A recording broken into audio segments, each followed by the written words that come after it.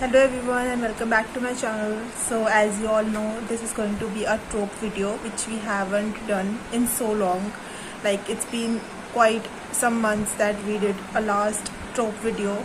It's I guess fake dating, but today it's one step higher from fake dating and it's marriage of convenience, as you know from the title. So I have some of my recommendations here with me. First book we have in this trope is of course Marriage for One. As you all know, it's like one of the most famous books in this regard, and it's quite slow burn like Manana Zapata, quite long book, and it's one of my favorite books here. The only way to secure her dream is to marry a handsome stranger. When Rose and Jack meet, she has just lost her uncle and with him her dream of owning a coffee shop. Rose wanted nothing more than to open a cafe in her uncle's building, but his will is clear. The building goes to Rose's husband, not to her. Then his lawyer Jack offers an unusual solution. She can marry him, she will get the cafe and he will get the building. For some reason Rose agrees. It might be a marriage of convenience, but it's anything but simple. Despite it being his idea, Jack is unbearably surly, but then he does something that shows Rose he might just have a softer side. Baby love can start with a contract, but will Rose still feel that way when she learns the full terms of their deal? As long as I remember, because it's quite a time that I've read this book, Jack is so grumpy, but he has a hidden soft side only for Rose. Like literally, he is so soft for her. Like he is like a teddy bear. He does these things for her. Like it's so like I giggled so hard when I was reading this book. Like it was so good to read. So you should definitely try this book. And if you want a slow burn too. The next book we have in this recommendation is Brutal Prince by Sophie Lark, and this is also a marriage of convenience book, of course, but they hate each other. Enemies become partners. Like they hate each other so much. Both of these families hate each other so much, like very much, and somehow they just came up with this deal to marry their children, so that because of some business deals or something, and it's quite a mafia or something like that, as I remember. Let me tell you the synopsis. The Griffins and the Gallows have been battling for control of Chicago's underworld for generations. Mafia. Their bitter rivalry reignites when either the youngest and wildest Gallo sibling crashes a party at the Griffin mansion, accidentally setting fire to the library. To stave off all-out war, her father arranges a marriage with Callum Griffin, eldest son and heir. Cold, ambitious and brutal, Callum is determined to tame his headstrong bride. Ida is more than capable of giving as good as she gets, starting with poisoning Callum on their wedding night. In their struggle for dominance, who will break first? Actually, if you have been following Book Talk or something like that, you must know that this is the book where he is allergic to strawberries and she eats them and kisses them on their wedding eve on the altar, and he straight goes to the hospital. So that's so good to read. Like they are literally enemies, and it's really good to read that. And the third book we have is from by one of the top favorite authors, MC Manana Zapata, The Wall of Winnipeg and Me. This is a book like so long and so hard. Like it's a brick, seriously. And also quite a long time since I've read this book, but we have The Wall of Winnipeg. Aiden and Vanessa, and Vanessa used to work with Aiden as a chef or something like that for him to prepare his meals or something like that. But as long as I remember, she fed up with him and his attitude, so she resigns from the job, and then Aiden comes to her to propose this deal that they should come into this deal of marriage or something like that. Vanessa Mazur knows she's doing the right thing. She shouldn't feel bad for quitting. Being an assistant housekeeper of fairy godmother to the top defensive end in the National Football Organization was always supposed to be temporary. She has plans, and none of them include washing extra large underwear longer than necessary. Of course, girl. But when Aiden Graves shows up at her door, wanting her to come back, she's beyond shocked. For 2 years, the man known as the Wall of Winnipeg couldn't even find it in him to tell her good morning or congratulate her on her birthday. Now he's asking for the unthinkable.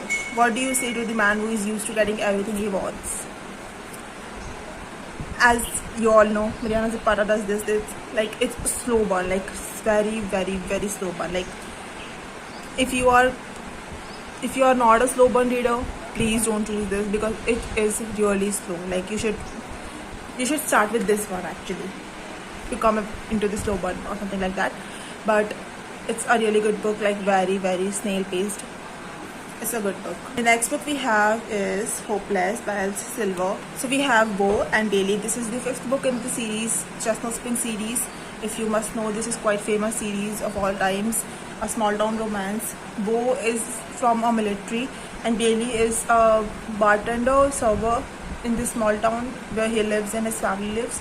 And Bo comes from this military project or something like that, traumatized. He is beyond traumatized. Something happened to him and they were like in his mission, and he's quite like become closed off, something like that, because he used to be sunshine. So he went from being a sunshine to closed off. So his family is quite worried about him and keeps asking about him and what he's doing and his interfering in his life. So after getting fed up with his family, he proposes this deal to Bailey to pretend to be his fake fiancé.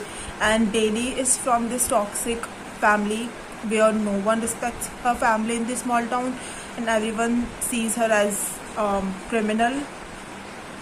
Even though her family is a criminal, but she is not, but everyone sees her as that. So she is also fed up from that point of view.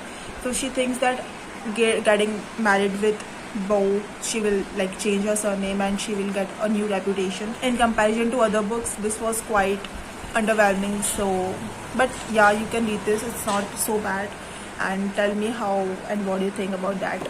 And the next book we have is like one of the most favorite books of mine and one of the first few books of fantasy read or something romance read. So we have Bride by Ali Hazelwood. Ali Hazelwood is also like one of the most favorite of authors of mine of all the time. If you have been following my videos, I have talked about this book like so many times, like seriously so many times, so I will keep this short. We have Misery here and Lo, and Lo is a werewolf, Misery is a vampire. Yeah, so vampires have a different community and werewolves have a different community and humans have a different community. So it's like vampires and werewolves have always been enemies against each other, but they have been like on some kind of deal with, you know, like making peace or something like that, stay in their own lanes. Vampires kind of suggest this deal to marry the daughter of the head or community or something like that, Misery, to Lo, the alpha of the werewolves, so that it keeps the peace within the communities and something like that, and someone will send, and a werewolf will be sent to the vampire community, so it's kind of peace or something like that. So this is this story, so this is the deal here, and it's so good to read, like so really good. Like you should definitely try this book. Like it's like 4.7 star for me, or approximately 5 star. I guess I've given this, I don't remember, but it was so good. Like I have read this almost 2 or 3 times before, and I'm itching to read something like that again. So if you have any recommendations regarding similar to this book, please give it to me in the comments box. The next book of this video is King of Wrath, Anna Huang, if you all know, as you all know. So of course I will keep this short too, because I have made the whole reading vlog of this. You can find the video in the description box or in my channel. And this is also a marriage of convenience. We have Vivian here and Dante. Vivian's father blackmails Dante to marry Vivian, so Dante has to marry Vivian because to save his brother's life.